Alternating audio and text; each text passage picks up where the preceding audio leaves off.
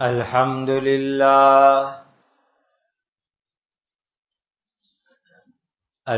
لله الذي هدانا لهذا وما كنا لنهتدي لولا أن هدانا الله أشهد أن لا إله إلا الله وحده لا شريك له وأشهد أن سيدنا وشفيعنا ومولانا محمدا عبده ورسوله صلوات الله تبارك وتعالى عليه وعلى آله وأصحابه وذرياته وأهل بيته وأهل طاعته وبارك وسلم تسليما كثيرا كثيرا. أما بعد فأعوذ بالله من الشيطان الرجيم. بسم الله الرحمن الرحيم. إنما يستأذنك الذين لا يؤمنون بالله واليوم الآخر وارتابت قلوبهم فهم في ريبهم يترددون.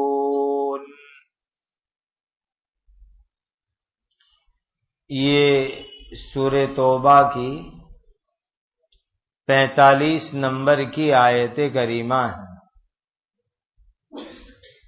اللہ سبحانہ و تعالی کے پاک ارشاد کا خلاصہ ہے.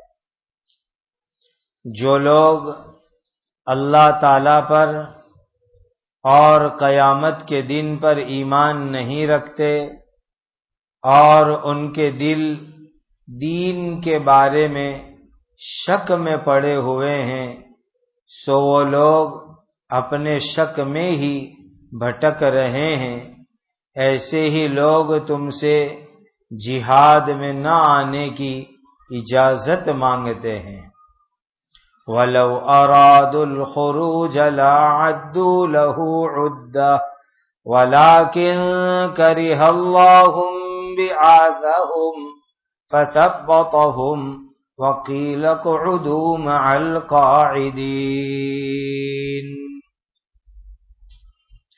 اور اگر وہ اللہ کے راستے میں تبوک میں جہاد میں نکلنے کا ارادہ کر دے تو اس کے لیے کچھ سامان کی تیاری تو کرتے، جس کی ایک شکل ہے کہ وصولی جمع کرواتے، لیکن اللہ تعالی نے ان کا اٹھنا پسند نہیں کیا، اسی لیے ان کو سست پڑا رہنے دیا. یعنی اللہ ہی نے خود ان کو تبوک میں جانے سے روک دیا اور ان کو کہہ دیا گیا کہ تم بیٹھے رہنے والوں کے ساتھ یہاں بیٹھے رہو، یعنی معذور لوگوں کے ساتھ، بچے عورتیں اور بوڑھوں کے ساتھ. لو خرجوا فیکم ما زادوکم الا خبالا ولأوضعوا خلالکم یبغونکم الفتنہ وفیکم سماعون لهم واللہ علیم بالظالمین. اگر وہ منافق تمہارے ساتھ نکلتے بھی تو تمہارے درمیان فساد پھیلانے کے سوا اور کچھ نہیں کرتے، اور تم میں فتنہ پھیلانے کے لیے تمہاری صفوں کے درمیان دوڑتے پھرتے، یعنی فتنہ کرتے اور فساد مچاتے. اور اب بھی ان کے کچھ جاسوس لوگ تم میں موجود ہے، اور ظلم کرنے والوں کو اللہ تعالی اچھی طریقے سے جانتے ہیں. لَقَدِ ابْتَغَوُا الْفِتْنَةَ مِن قَبْلُ وَقَلَّبُوا لَكَ الْأُمُورَ حَتَّى جَاءَ الْحَقُّ وظہر امر اللہ وہم کارہون۔ پکی بات یہ ہے کہ وہ منافق لوگ تو پہلے سے ہی فتنہ فساد کی تلاش میں رہتے ہیں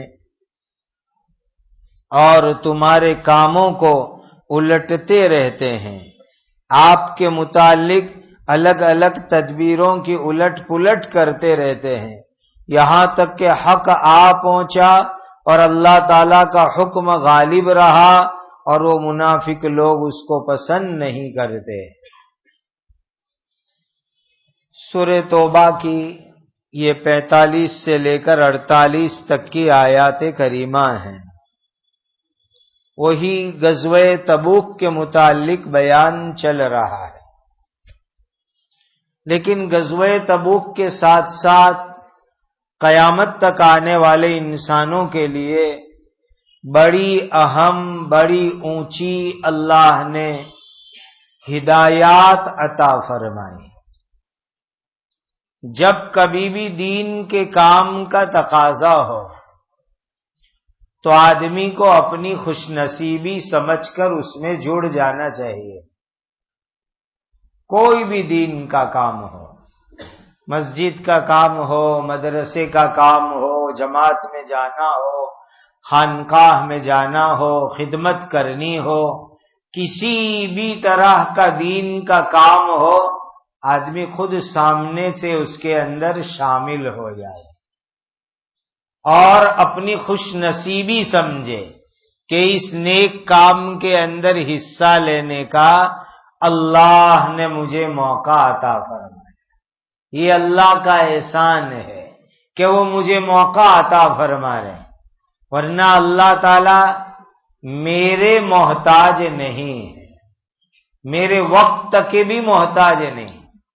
بعض لوگ آج کہتے ہیں جب آپ ان کو دین کے لیے وقت کی بات کرو، ہمارے پاس وقت نہیں ہے، تو یہ سمجھو کہ اس کی محرومی ہے۔ اگر کسی کا وقت اللہ کے دین کے لیے لگ رہا ہے تو اللہ کا احسان ہے کہ اللہ ہمارے وقت کو دین کے لیے قبول کر رہے، ورنہ یہ وقت اگر دین کے لیے نہیں لگے گا تو دنیا کے پیچھے یہ وقت ضائع اور برباد ہو جائے گا، گناہ کا ذریعہ بنے گا۔ اسی لیے اگر وقت اچھے کاموں میں لگ گیا تو ثواب ہے، اچھے کام میں نہیں لگاؤ گے تو فالتو کاموں میں لگاؤ گے، گناہ کے کاموں میں لگاؤ گے، برائی کے کاموں میں لگاؤ گے اور وہ وقت آخرت میں وبال کا ذریعہ بن جائے گا۔ اگر کسی کا مال، کسی کی دولت، کسی کے روپیے اللہ تعالیٰ اپنے دین کے لیے قبول فرما رہے تو آدمی کو خوش نصیبی سمجھ کر کے لگا دینا چاہیے، اس لیے کہ اگر انسان اس دولت کو اللہ کے دین کے لیے نہیں لگائے گا تو کہیں نہ کہیں تو لگنے ہی والا ہے، اچھے کام میں نہیں لگے گا تو گناہوں میں لگے گا، برائی میں لگے گا۔ اگر یہ مال اچھے کام میں لگا تو ثواب ملے گا، فالتو اور گناہ کے کاموں میں لگے گا یہ مال وبال بن جائے گا۔ اللہ نے بدن میں طاقت دی ہے، تندرستی دی ہے، ذہن میں سوچنے کی، پلاننگ کرنے کی اللہ نے ہم کو صلاحیت عطا فرمائی ہے۔ اگر یہ سوچ، اگر یہ باڈی کی طاقت اچھے کام میں لگاؤ گے تو ثواب ملے گا، اور اگر اس کو غلط کاموں میں لگاؤ گے، گناہ کے کاموں میں لگاؤ گے تو سوچ غلط استعمال ہوئی، باڈی کی طاقت غلط استعمال ہوئی، اس پر بھی اللہ تعالیٰ کے یہاں آدمی کو گناہ ہوگا، وبال ہوگا۔ اسی لیے اللہ نے فرمایا کہ جب نبی کریم صلی اللہ علیہ وسلم تبوک کے سفر میں جا رہے ہیں تو جو مخلص ایمان والے تھے صحابہ وہ تو خوشی خوشی تیار ہو گئے، لیکن بہت سارے لوگ جن کو اللہ پر یقین نہیں، دل میں پکا ایمان نہیں، منافق لوگ، وہ بہانے کرنے کے لیے آئے، الگ الگ قسم کے بہانے پیش کرنے لگے۔ حضور ہم ابھی نہیں آ سکتے، یہ معذوری ہے، یہ تکلیف ہے، وہ تکلیف ہے، سب بہانے نکالنے کے لیے آئے۔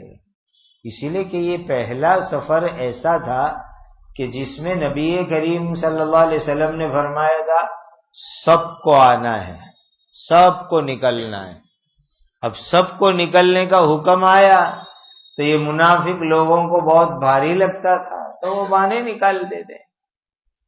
اب آدمی ایک چیز کو سوچے کہ ایک آدمی نے اللہ کے راستے میں سمجھو 4 مہینے لگائے، جس دن وہ 4 مہینے کے لیے نکلا، 40 دن کے لیے نکلا، 3 دن کے لیے نکلا، 1 سال 2 سال 5 سال مدرسے میں پڑھنے جانے کے لیے نکلا، رمضان بھر کے لیے، ہفتے کے لیے خانقاہ میں کسی اللہ کے ولی کے پاس جانے کے لیے نکلا، اس دن اس نے دوسرے ساتھیوں کو بھی دعوت دی، چلو میرے ساتھ مدرسے میں حافظ بننے کے لیے، عالم بننے کے لیے، چلے میں 4 مہینے میں 3 دن میں خانقاہ میں چلو میرے ساتھ۔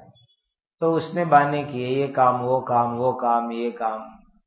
اب وہ تو ماشاءاللہ اپنا وقت لگا کے آ گیا، 3 دن لگا کے آ گیا، چلہ لگا کے آ گیا، 4 مہینے لگا کے آیا، 5-7 سال لگا کے آیا، عالم بن کے آ گیا، حافظ بن کے آ گیا، بزرگ کی خانقاہ میں جا کر کے صاحب دل بن کے آ گیا، اور تم اپنے گھر کے بہانے اور ادھر ادھر کے کام میں وہیں کے وہیں رہے۔ ٹائم اس کا بھی لگ گیا، ٹائم اس کا بھی لگ گیا، لیکن جو ٹائم جو وقت اچھے کام میں لگا یہ انسان کے لیے آخرت میں جنت میں لے جانے کا ذریعہ بن جائے گا۔ اسی لیے اللہ تعالیٰ فرماتے ہیں کہ منافق بہانے کرنے لگے اور وہ نکلنے کے لیے تیار نہیں ہوئے۔ پھر آگے فرمایا کہ جن کو نکلنے کا ارادہ ہوتا ہے وہ تیاری کرتے ہیں، جیسے کہتے ہیں نا کہ بھئی آپ کا ارادہ ہے تو کچھ ٹکٹ تو ریزرویشن کرواؤ، ویزا تو لگواؤ، وصولی تو جمع کرواؤ، چھٹی لینی ہے وہ بھی لے لو، کام کاج پورے کرنے ضروری اتنے دن کے وہ بھی کر لو۔ یہ سب تیاری کون کرتا ہے؟ جو حقیقت میں اللہ کے راستے میں جانا چاہتا ہے، ساری تیاری پوری کر لی، ریزرویشن بھی ہے، وصولی بھی ہے، کام کی ترتیب بھی بن گئی ہے، آخری وقت میں کوئی مجبوری آ گئی اور نہیں گیا، اللہ کے یہاں ضرور ثواب ملے گا اس کو، لیکن اس کا تعلق دل سے ہے کہ دل میں حقیقت میں نیت تھی یا ہے کہ دل میں چور تھا، اور دل کا معاملہ اللہ کے حوالے ہوا کرتا ہے۔ تو اللہ تعالیٰ نے اس آیت میں یہی فرمایا، اگر یہ منافق لوگ، جھوٹے لوگ غزوہ تبوک میں ہمارے نبی حضرت محمد الرسول اللہ صلی اللہ علیہ وسلم کے ساتھ حقیقت میں جانا چاہتے تو کچھ تیاری تو کرتے، کچھ بھی تیاری نہیں کی، کوئی تیاری نہیں کی۔ سمجھو بڑی سخت بات فرمائی کہ اللہ تعالی ان کو دین کے لیے چلانا نہیں چاہتے تھے، اللہ ان کو دین کے راستے میں نکالنا نہیں چاہتے تھے۔ دیکھو اللہ کی شان کتنی نرالی ہے۔ اللہ کو میرے وقت کی ضرورت ہے؟ نہیں۔ ہماری دولت کی ضرورت ہے؟ نہیں۔ ہماری صلاحیت کی ضرورت ہے؟ نہیں۔ آج دنیا کے اندر کوئی آپ کو کہے کہ فلانے سیٹ صاحب جو ہے، فلانے منسٹر صاحب، فلانے پریزیڈنٹ صاحب، فلانے ملک کے وزیر اعظم صاحب، وہ آپ کے محلے میں سے 5 آدمی کا ٹفن منگوا رہے ہیں، 5 گھر سے، اور اس میں کسی کا بھی ٹفن وہ قبول کریں گے تو 5 کے بجائے 500 لوگ دوڑ کے جائیں گے، میرا نمبر لگ جائے، میرا چانس لگ جائے، پھر مجھے بڑا انعام مل جائے۔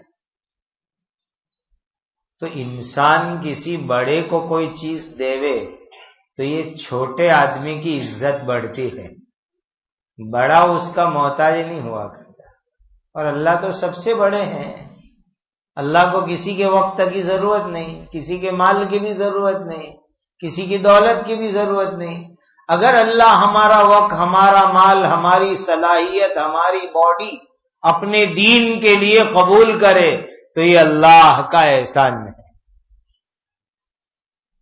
اللہ تعالی ان منافقوں کو، غداروں کو جانتے تھے، اسی لیے اللہ ان کو تبوک میں لے جانا نہیں چاہتے تھے، اسی لیے ان کو بہانے بنانے کی توفیق ہوئی اور خدا نے ان کو گھر پہ ہی بٹھایا، ثواب کے راستے سے اللہ نے ان کو محروم رکھا۔ اسی لیے ایسی محرومی سے اللہ تعالی ہم سب کی ہمیشہ حفاظت فرمائے۔ بعض روایت میں ہے کہ وہ شیطان نے حضرت موسیٰ علیہ السلام کو کہا تھا راز کی بات۔ وہ موسیٰ علیہ السلام جب طور پہاڑ پہ اللہ تعالیٰ کو ملنے گئے تو شیطان ملا راستے میں، حضرت میری بات اللہ کو پہنچاؤ نا۔ تو کہا کیا بات پہنچانے کی؟ کہا میں توبہ کرنا چاہتا ہوں۔ تو حضرت موسیٰ علیہ السلام تو خوش ہو گئے کہ شیطان تو جو توبہ کر کے سدھر جاوے تو ساری دنیا کے مسئلے حل ہو جائے، تو بہت اچھا، تیری بات میں ضرور اللہ کو کہوں گا۔ خیر بہت لمبا وہ قصہ ہے۔ حضرت موسیٰ علیہ السلام گئے لیکن وہ بھول گئے شیطان کی بات پہنچانا، تو خود اللہ نے یاد دلایا کہ موسیٰ کسی کی امانت ہے تمہارے پاس؟ تو یاد آیا کہ وہ شیطان نے مجھے توبہ کے لیے کہا تھا۔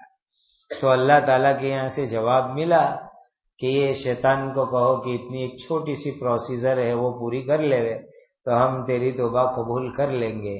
آدم علیہ السلام کے سامنے تو نے سجدہ نہیں کیا تھا تو ہم نے تجھ کو نکال دیا، تو آدم علیہ السلام کی قبر کے پاس جا کے اللہ کے سامنے سجدہ کر لو، ہم تمہاری توبہ قبول کر لیں گے۔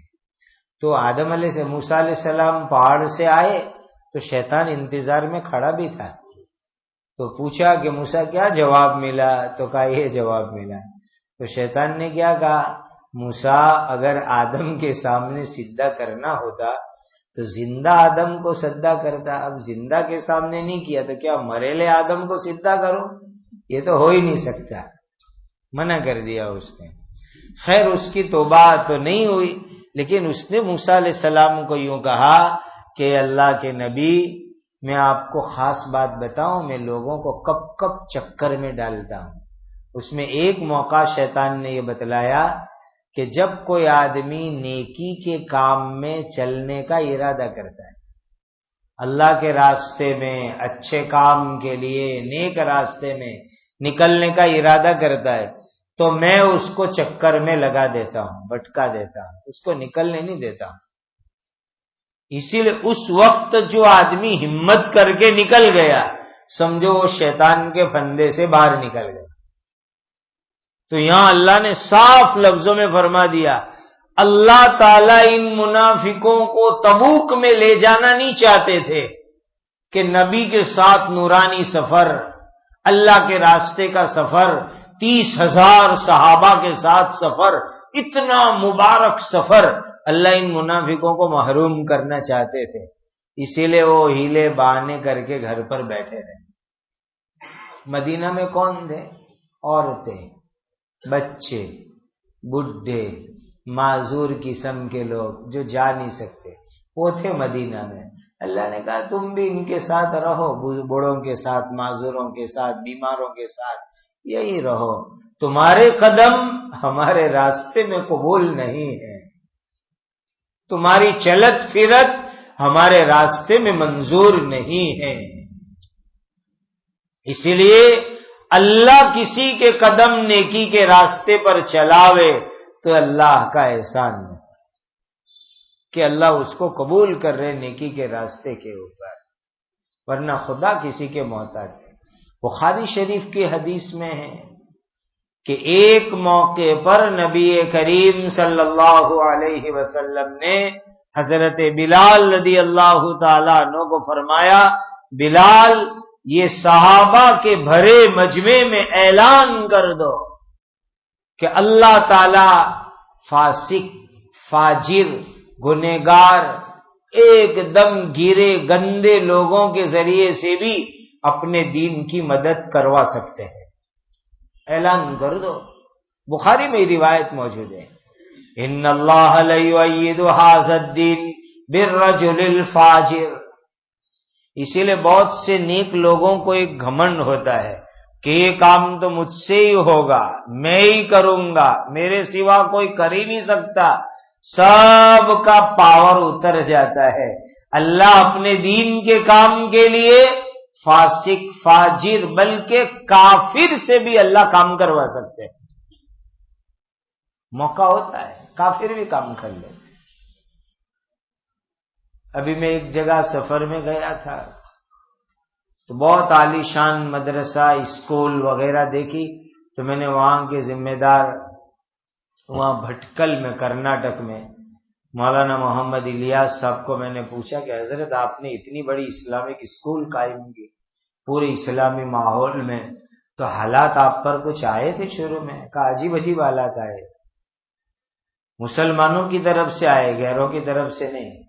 ہمارے خلاف کیس کیا مدرسے کے خلاف. پھر کیا ہوا؟ تو کہ اللہ تعالیٰ نے کچھ کافروں کو کھڑا کر دیا، انہوں نے ہماری طرف سے سارا کام کر دیا. مسجد بنوا رہے، مدرسے بنوا رہے، اسکول بنوا رہے، اللہ تعالیٰ کافروں کے ذریعے سے بنوا رہے. اللہ دین کا کام لینے آئے تو کافروں سے لے لے. یہ خدا کی شان ہے. اور اس سلسلے کے اندر ایسی ایسی کڑوی کڑوی باتیں ہیں کہ آپ کو سناؤ تو حیران رہ جاؤ آپ لوگ. ہمارے جو حضرات ملک و ملت کی خدمت کرتے ہیں اور جو ہے اوپر کے لیول کے اوپر جاتے ہیں، یعنی کبھی منسٹریشن میں جانا ہوتا ہے، منسٹروں کے پاس، منتریوں کے پاس کام نکلوانے کے لیے، بڑے بڑے اونچے درجے کے آفیسروں کے پاس. یہ جو ہماری بڑی بڑی نیشنل لیول کی جو تنظیمیں، جمعیت علماء ہے، آل انڈیا مسلم پرسنل لا بورڈ ہے، ایسی بڑی بڑی تنظیم، ان کے اونچے لیول کے ذمہ داروں سے خود میری گفتگو میں انہوں نے بتلایا کہ ایک مسلمان کسی منسٹری پر ہوتا ہے، وہ مسلمان کا کام نہیں کرے گا، اور غیر مسلم ہوگا تو وہ اس کو پونیا سمجھ کے کام کرے گا، اچھا کام سمجھ کر کے. کہا ہمارا یہ تجربہ ہے. کہا مسلمان منسٹر کے پاس فائل لے کر کے جاؤ تو ان کو ڈر لگا رہتا ہے، وہ نہیں کرتے ہمارا کام، اور غیر مسلم منسٹر کا کام کرتے ہیں کہ دھارمک کام ہے، کرو یہ کام. تو اللہ اپنے دین کے کام کے لیے کسی کے محتاج نہیں ہے. فاسق، فاجر، کافر، کٹر دشمنوں سے بھی اللہ تعالیٰ دین کے کام لیتے ہیں. یہ خدا کی شان ہے. تو اسی غزوہ تبوک میں اللہ تعالیٰ نے یہ بات ہم کو سمجھائی. آگے فرمایا کہ اگر یہ منافق لوگ نکلتے تو آ کر کے فتنے ہی کرتے. بعض لوگ ایسے ہوتے ہیں جہاں کوئی جماعت کا کام ہو، اجتماعی کام ہو، ساموہک کام ہو، تو بعض لوگوں کا مزاج ہی ہوتا ہے فتنے کرنے کا، وہ کام نہیں کرتے، فتنے ہی کرتے. تو اس آیت میں صاف فرمایا اگر یہ منافق لوگ تبوک کے سفر میں آتے تو پورے راستے میں فتنے کرتے اور صحابہ کو پریشان کرتے. یہ نہیں آئے، وہ گھر رہے، وہی اچھا. آپ کو بھی انوبھو ہوتا ہوگا، کبھی جماعت کی میٹنگ ہو، جماعت کی طرف سے کوئی کام ہو، تو ہر جماعت میں، ہر جگہ پر، کمیٹی میں کچھ نہ کچھ ننگ تو ایسے ہوتے ہی ہیں کہ جن کو کام کرنا نہیں، کام کرنے نہیں دینا. دو صفت ان کی، کرنا نہیں، کرنے نہیں دینا، فتنہ ہی کرنا. ایسے لوگوں کو تو جو ہے نا ڈبل ڈوٹ کولڈ ڈرنک پلا کے گھر بٹھا دینے کا کہ آپ گھر رہو اور وہاں بیٹھ کے تسبیح پڑھو. آپ نہیں آؤ گے نا تو ہم آپ کا فل ہار کریں گے، آؤ گے تو آپ کا سنمان نہیں کریں گے. ایسے کو یہی کرنے کا. تو ہر جگہ ایسے فتین، یہ آیت سے نکل رہا ہے، اللہ فرما رہے، میں نہیں کہہ رہا ہوں، کہ اس طرح کے فتین لوگ ہوتے ہیں جو کوئی خیر کا کام نہیں ہونے دینا چاہتے، کرتے بھی نہیں، کرنے بھی نہیں دینا چاہتے. تو اللہ تعالیٰ نے فرمایا اپنے پیارے نبی حضرت محمد الرسول اللہ صلی اللہ علیہ وسلم کو کہ اگر یہ منافق لوگ اتنے لمبے سفر میں آتے تو پورے راستے میں فتنے کرتے. اس سے بہتر ہوا نہیں آئے، یہ اچھا ان کا نہ آنا. وَلَأَوْضَعُوا خِلَالَكُمْ يَبْغُونَكُمُ الْفِتْنَةَ. ہاں کچھ منافق گئے اتنے لمبے سفر میں. آج کل یہ 45-44 ڈگری کی گرمی ہم کو پریشان کر رہی ہے. مدینہ میں 50 ڈگری تک گرمی جاتی ہے، اس کے اوپر بھی چڑھ جاتا ہے پارا. ایسی گرمی کا یہ سفر کی ان آیتوں میں تفسیر ہے. اور وہ بھی کیسا؟ مدینہ سے لے کر تبوک آج 600 کلومیٹر ہے، تقریباً 600 کے اوپر. گوگل پر سرچ کر کے دیکھ لو مدینہ اور تبوک میں کتنا ڈسٹنس ہے. اس زمانے میں تقریباً 1 مہینے کا سفر. اور کیسا 1 مہینے کا سفر؟ گھوڑے پر بیٹھ کے چلو، پیدل چلو، اور اتنے کم جانور تھے سواری کے کہ ایک اونٹ پر باری باری 18 صحابہ کا نمبر لگتا تھا. ایک بیٹھے 17 چلے، دوسرے بیٹھے پھر 17 چلے، باری باری ایک اونٹ پر 18 صحابہ کا نمبر، ایسی 50 کی ڈگری کی گرمی کے اندر. اور راستے میں ہوٹل نہیں، موٹل نہیں. اور عرب کے اندر آپ نے دیکھا مدینہ سے باہر نکل کر کوئی بڑے گنجان جھاڑ بھی نہیں ہوتے، چھوٹے چھوٹے ببول کے درخت باور کے جھاڑ ہوتے جس کا کوئی سایہ بھی نہیں، اور راستے میں پانی کا انتظام بھی نہیں. ایسا سخت سفر صحابہ کرام نے کیا، ایک سائٹ 1 مہینے کا سفر. اور یہ حضرت نبی کریم صلی اللہ علیہ وسلم نے فتح مکہ کے بعد یہ سفر کیا. تو کچھ منافق گئے، کیوں گئے؟ سماعون لہم، جاسوسی کرنے. اس لیے کہ مدینہ کے منافقوں کو رپورٹ تو دینے کی کیا ہو رہا ہے کیا نہیں ہو رہا ہے. بعض لوگوں کا مزاج ہی ہوتا ہے جاسوسی کرنے کا. وہ آتے کام کرنے، لیکن وہ آتے رپورٹنگ کرنے، کسی کو رپورٹ پہنچانے کے لیے، جاسوسی کرنے کے لیے وہ آتے. وفیکم سماعون لہم، گھبرانے کا نہیں. جاسوس لوگ اگر کسی جگہ پر آئے تو بالکل نہیں گھبرانے کا. کیوں نہیں گھبرانے کا؟ اس لیے کہ ہم جو صحیح کام کر رہے ہیں اس کی صحیح رپورٹ تو پہنچے.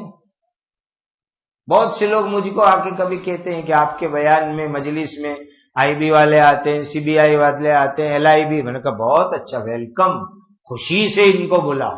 نہیں آوے تو ہم دعوت دے کر کے بلاوے. اب تو ماشاءاللہ وہ فون کر کے آتے ہیں ملنے، کبھی بغیر اس کے بھی آ جاتے ہوں گے. تو میں نے کہا بہت اچھا، آوے تو ہم تو خوش ہیں، تاکہ پتہ تو چلے اور صحیح رپورٹنگ جاوے کہ ہم کوئی غلط کام کرتے نہیں، ملک کے خلاف کرتے نہیں، ملک کے امن شانتی کے خلاف کوئی بات نہیں کرتے. بہت اچھا، آنا ہی چاہیے ان کو، اور ایک مجلس کی رپورٹنگ جانی چاہیے کہ ہم صحیح کام کر رہے ہیں. یہ گھبرانے کی چیز نہیں ہے. تو کہا یہ منافق لوگ آئے، وفیکم سماعون لہم. اور کیوں آئے یہ منافق لوگ؟ پورے راستے میں جاسوسی کرنے کے لیے آئے. واللہ علیم بالظالمین، اللہ ظالموں کو جانتے ہیں. آگے اللہ تعالیٰ فرماتے ہیں کہ ان منافقوں کی تو عادت ہی ہے پرانے فتنوں کی. ابھی تبوک میں نہیں، انہوں نے تو احد کی جنگ کے موقع پر بھی فتنے کیے. 300 منافق مدینہ سے نبی کریم صلی اللہ علیہ وسلم کے ساتھ چلے اور احد کے پہاڑ کے قریب سے واپس بھاگ گئے. صرف 700 صحابہ باقی رہ گئے. دھوکہ دینا ان کی پرانی عادت ہے، لیکن اللہ تعالیٰ نے اپنے فضل و کرم سے اپنے دین کو غالب کر دیا. کبھی دین کو اللہ نے مغلوب نہیں ہونے دیا. اسی لیے میرے دینی بھائیوں، جس کی صلاحیت، جس کا مال، جس کا وقت اللہ کے دین کے لیے لگ جائے وہ اپنے آپ کو خوش نصیب سمجھے. اللہ ہم کو اس کی نیک توفیق اور سعادت عطا فرمائے۔ محمد غلام نبی بادلہ والا کا انتقال ہو گیا، اللہ تعالیٰ ان کی بال بال مغفرت فرمائے، اللہ ان کے درجات کو جنت الفردوس میں بلند فرماوے، کروٹ کروٹ کروڑوں رحمت نازل فرمائے۔ دیکھو بھائی، رمضان بالکل قریب ہے اور رمضان المبارک کی تیاری ہم کو کرنی ہے۔ ایک تیاری تو خوب ہو رہی ہے جس کی کوئی ضرورت نہیں ہے، کھانے پینے کی لائن کی تیاری، کوئی ضرورت نہیں جس کی، اس کی تو خوب ہو رہی ہے۔ اصل جو تیاری کرنی ہے کہ بھئی ہمارے یہاں ایک سسٹم ہے کہ رمضان میں ہم لوگ زکوٰۃ نکالتے ہیں، تو رمضان سے پہلے اپنی تمام پراپرٹی، تمام مال دولت، ان سب کا حساب کرو اور حساب کر کے صحیح صحیح زکوٰۃ کتنی ادا کرنی ہے وہ تیاری کرو۔ یہ بہت بڑی تیاری ہے، اس لیے کہ زکوٰۃ فرض ہے، اسلام کا بنیادی رکن ہے، اور اس کو کیسے صحیح ادا کرنا یہ ہماری ذمہ داری ہے۔ تو ایک تو زکوٰۃ کا ایک صحیح حساب کر کے کیسے زکوٰۃ نکالنی اس کی تیاری کرو، اور اپنے گناہ اور برائیوں پر سچی پکی توبہ کر لو، دل کی زمین کو نرم کر لو، تاکہ رمضان میں روزے کی برکت سے، تراویح کی برکت سے جو رحمتیں اللہ کی اترتی ہے وہ رحمتیں ہم سب کو نصیب ہو جاوے۔ اسی لیے رمضان عبادت کی موسم ہے، عبادت اور نیک اعمال کی موسم ہے۔ ابھی سے ایک طریقہ طے کر لو کہ مجھے روزانہ اتنے سے اتنے بجے تک قرآن مجید پڑھنا ہے، مجھے روزانہ 5000 10,000 مرتبہ لا الہ الا اللہ پڑھنا ہے۔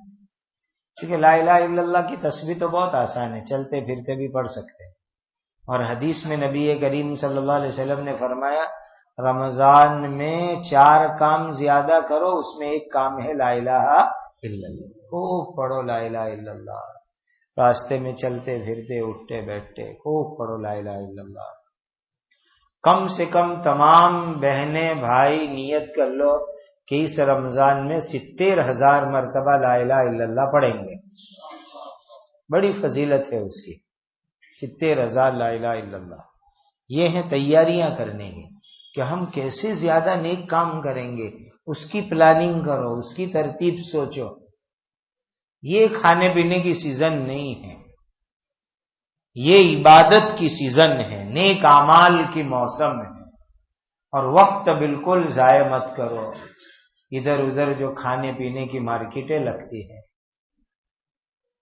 ان مارکیٹوں میں جا کر کے اپنا وقت ضائع کرنا، عورتوں کو تو بالکل نہیں، بے پردے کی بہت ہوتی ہے۔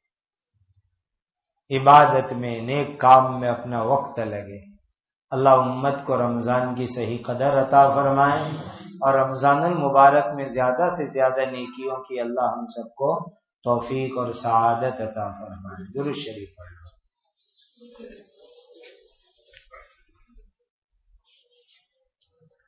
الحمدللہ رب العالمین، سبحان اللہ وبحمدہ، سبحان اللہ العظیم۔ اللہم صل علی سیدنا محمد وعلی آل سیدنا محمد کما تحب وترضى عدد ما تحب وترضى یا ذا الجلال والإکرام، یا ذا الجلال والإکرام، یا ذا الجلال والإکرام، یا ارحم الراحمین، یا ارحم الراحمین، یا ارحم الراحمین۔ اللہم اغفر امت سیدنا محمد صلی اللہ علیہ وسلم اللهم ارحم أمة سيدنا محمد صلى الله عليه وسلم. اللهم تجاوز عن أمة سيدنا محمد صلى الله عليه وسلم. اللهم صلح شان أمة سيدنا محمد صلى الله عليه وسلم. اللهم انصر أمة سيدنا محمد صلى الله عليه وسلم. اللهم إنا نسألك العافية ودوام العافية والشكر على العافية. اللهم إنا نسألك العافية ودوام العافية والشكر على العافية. اللهم إنا نسألك العافية ودوام العافية والشكر على العافية. اللهم إنا نعوذ بك من الفتن ما ظهر منها وما بطن. اللهم إنا نعوذ بك من الفتن ما ظهر منها وما بطن. اللهم إنا نعوذ بك من الفتن ما ظهر منها وما بطن. اللهم إنا نسألك رضاك والجنة. اللهم إنا نسألك رضاك والجنة. اللهم إنا نسألك رضاك والجنة. ربنا آتنا في الدنيا حسنة وفي الآخرة حسنة وقنا عذاب النار.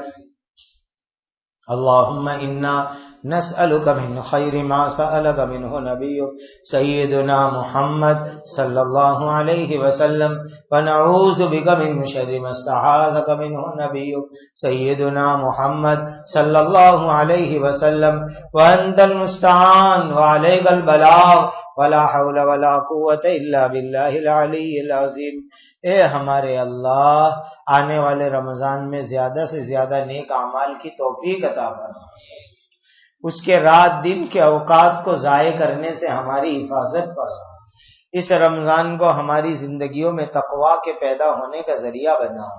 کثرت ذکر اور شکر کی توفیق عطا فرما. رمضان کے روزے پورے ایمان والوں کے لیے آسان فرما. تراویح کو آسان فرما. اے اللہ، قرآن کی تلاوت کو آسان فرما. خیرات کو آسان فرما. پورے ملک میں امن و امان قائم فرما. فتنے فساد سے حفاظت فرما. اے اللہ، ہماری عمر میں، علم میں، عزت میں، تقویٰ میں برکت عطا فرما. اے اللہ، زندگی میں بار بار مکہ مدینہ کی حاضری عطا فرما. اپنوں اور غیروں کے شر سے حفاظت فرما. فتنوں کے فتنوں سے حفاظت فرما. حاسدوں کے حسد سے حفاظت فرما. مکاروں کے مکر سے حفاظت فرما. اے اللہ، اس ملک میں عدل و انصاف قائم فرما. اے اللہ، ہر طرح کے حوادثات سے، آفات و بلایا، مصائب و آلام سے اپنے فضل اور کرم سے حفاظت فرما. اے اللہ، ہم سب کی ان دعاؤں کو محض اپنے کرم سے قبول فرما. آمین آمین آمین. وصلی اللہ علی سیدنا مولانا محمد وعلی آلہ واصحابہ وعلی من تبعہم بإحسان الی یوم الدین. سبحان ربک رب العزة عما یصفون وسلام علی المرسلین والحمد للہ رب العالمین.